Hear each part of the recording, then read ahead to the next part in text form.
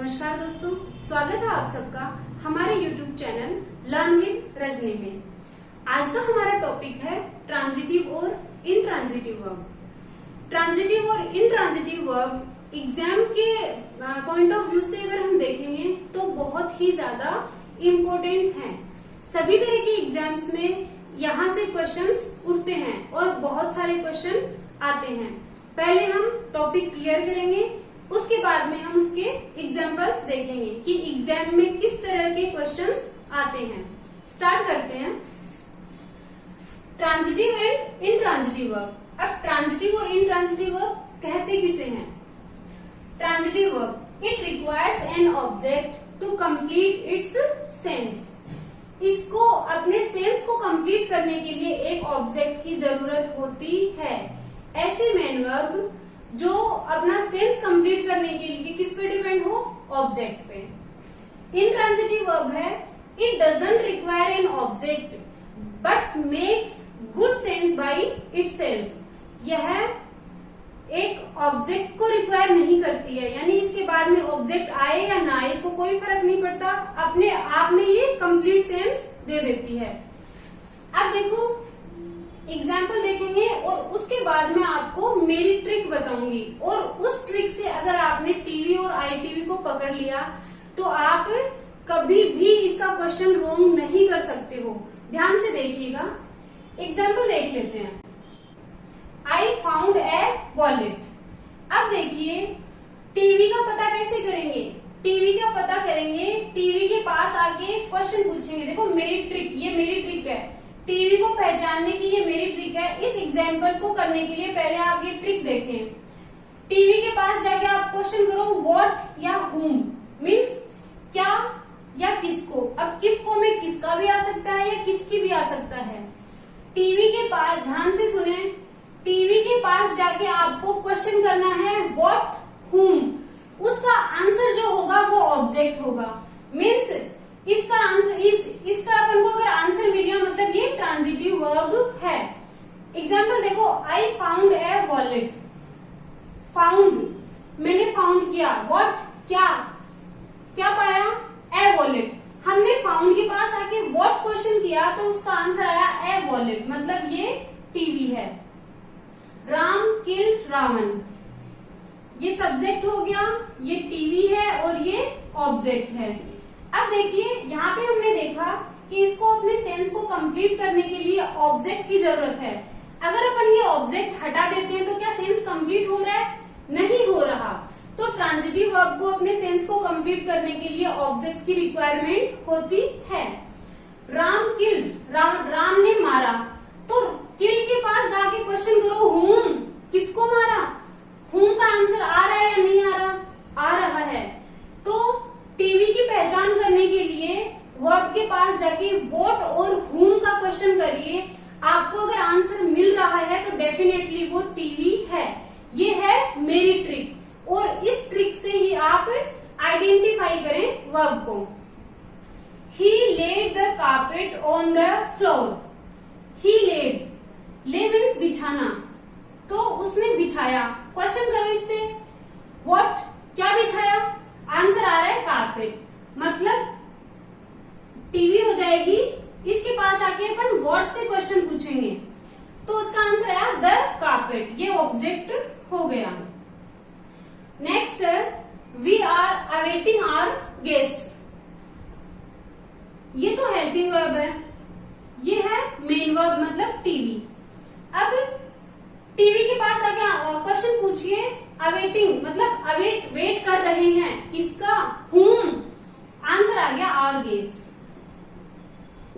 ITV को अपना sense complete करने के लिए ऑब्जेक्ट की जरूरत नहीं होती, वो अपने आप में सेंस कंप्लीट कर देती है। एग्जाम्पल देखिए, द सनराइज, सूर्य उदय होता है, अपने आप में सेंस कंप्लीट हो रहा है। अगर हम इसमें एक्स्ट्रा इंफॉर्मेशन ऐड करना चाहें तो हम कर सकते हैं। The sunrise in the east. Direct object आ रहा है क्या? नहीं आ रहा। डायरेक्ट ऑब्जेक्ट नहीं आ रहा है, मतलब प्रेपोजिशन फिर ऑब्जेक्ट है।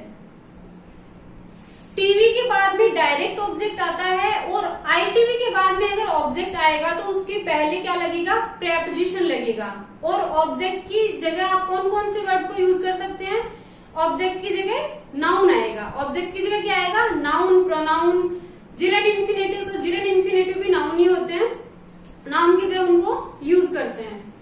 ही इज वेटिंग, वह इंतजार कर रहा है, सेंस कंप्लीट हो रहा है। अगर हम इस सेंटेंस में और कोई बात ऐड करना चाहे तो हम कर सकते हैं। He is waiting for her, वह उसका इंतजार कर रहा है। आप तो ये बताओ कि इस आईटीवी में डायरेक्ट ऑब्जेक्ट आया है, नहीं आया। आईटीवी अपने बाद डायरेक्ट ऑब्जेक्ट नहीं लेती। आईटीवी का इफेक्ट पड़ता है सब्जेक्ट पे और टीवी का इफेक्ट सीधा जाता है ऑब्जेक्ट पे। तो आईटीवी वेट कर रहा है, कौन, ही। राइज, राइज होता है कौन, सन। आगे है ही ले ऑन द बेड, ले यहाँ पे लाई की सेकंड फॉर्म है, ले यहाँ पे लाई की सेकंड फॉर्म है। लाई, ले और ले, लाई मीन्स लेटना, तो ही ले ये सेकंड फॉर्म है लाई की, ये आईटीवी हो गई। ही ले ऑन द बेड, वह बेड पे लेट गया। बताओ डायरेक्ट ऑब्जेक्ट, बेड ऑब्जेक्ट है, लेकिन इससे पहले क्या आ गया, प्रेपोजिशन आ गया। ऑब्जेक्ट से पहले प्रेपोजिशन आ गया तो ये क्या बन गई, ये एक एडवर्बियल फ्रेज बन गई। इस बात का ध्यान रखना है अपन को कि टीवी अपने बाद में डायरेक्ट ऑब्जेक्ट लेगी और आईटीवी अपने बाद में ऑब्जेक्ट नहीं लेगी। अगर कोई एक्स्ट्रा इन्फॉर्मेशन उसमें आएगी तो वो पहले प्रेपोजिशन आएगा और उसके बाद में नाउन आएगी, मतलब ऑब्जेक्ट आएगा। अब हम इसके एग्जांपल्स देखेंगे। आइए दोस्तों, अब हम देखते हैं ट्रांजिटिव और इनट्रांजिटिव वर्ब्स की बेसिक एक्सरसाइज। मीन्स एग्जाम में किस तरह के क्वेश्चंस आते हैं टीवी और आईटीवी से रिलेटेड, देखेंगे। My friend invited me to his birthday. देखिए आपको कहीं एरर दिख रहा है क्या इसमें, माई फ्रेंड सब्जेक्ट, इन्वाइटेड। अब आपको पता करना है कि ये टीवी है या आईटीवी है। इनवाइट के पास जाके क्वेश्चन करो व्हाट और whom, जो आपको अभी भी ट्रिक बताई है। इनवाइटेड, whom, किसको इनवाइट किया, मी, मतलब ये टीवी है और ये डायरेक्ट ऑब्जेक्ट आ गया। इसका मतलब ये सेंटेंस सही है। My friend invited me to his birthday, मेरे फ्रेंड ने अपने बर्थडे पे मुझे इन्वाइट किया। नेक्स्ट है शी बिलीव्स गॉड, वह, देखिए अब मैंने जो ट्रिक बताई थी वो इस तरह से अप्लाई करना है आपको। शी सब्जेक्ट, बिलीव्स, बिलीव के पास जाके व्हाट या whom से क्वेश्चन पूछो। बिलीव, व्हाट, whom, वह बिलीव करती है, किसको बिलीव करती है।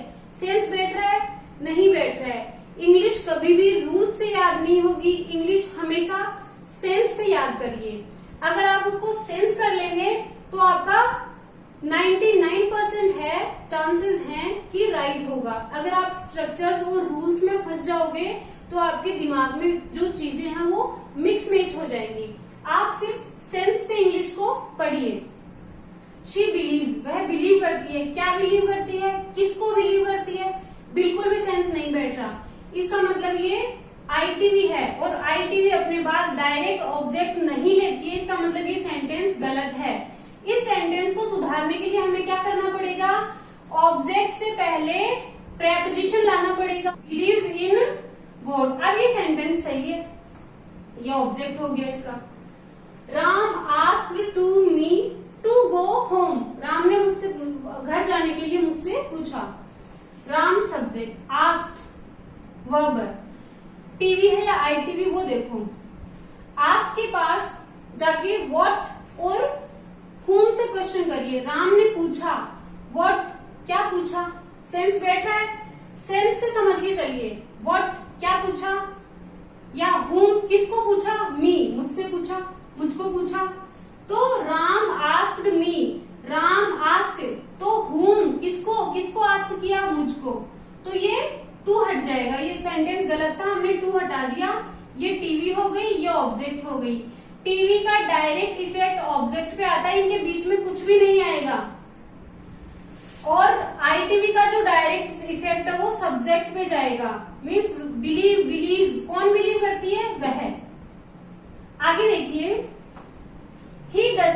Trust on me. देख लिया, चलो करते हैं। वह ट्रस्ट नहीं करता है, ठीक है। तो ही ट्रस्ट जो है वो टीवी है, कैसे पता करेंगे? He doesn't trust me, whom किसको? मुझको, वह मुझको ट्रस्ट नहीं करता या मुझ पर ट्रस्ट नहीं करता। अब देखो हम क्या करते हैं, हमें हिंदी से इंग्लिश में बोलने की आदत है। हम हिंदी में ये बोलते हैं कि यार वो मुझ पे ट्रस्ट नहीं करता, मुझ पर, वह मुझ पर ट्रस्ट नहीं करता, तो हम ऑन लगा देते हैं, लेकिन यहाँ पे ऑन नहीं आएगा। ही डजंट ट्रस्ट मी, वह मुझको ट्रस्ट नहीं करता है, ये ऑब्जेक्ट हो गया। अगर आईटीवी होगी तो बीच में प्रेपोजिशन आकर फिर ऑब्जेक्ट आएगा। अगर टीवी होगी तो डायरेक्ट ऑब्जेक्ट आएगा। The officer suspended to his subordinate, officer ने सब्जेक्ट सस्पेंडेड किया, हूम किसको किया? His officer subordinate, his subordinate. बताओ ये टू आएगा या नहीं आएगा? बताइए, नहीं आएगा। क्यों? क्योंकि ये तो टीवी है और टीवी अपना डायरेक्ट इफेक्ट डालेगी ऑब्जेक्ट के। और अगर आईटीवी होगी तो प्रेपोजिशन आएगा और टीवी होगी तो डायरेक्ट ऑब्जेक्ट आएगा। ये थे एग्जाम की पॉइंट ऑफ व्यू से कुछ एग्जाम्पल्स।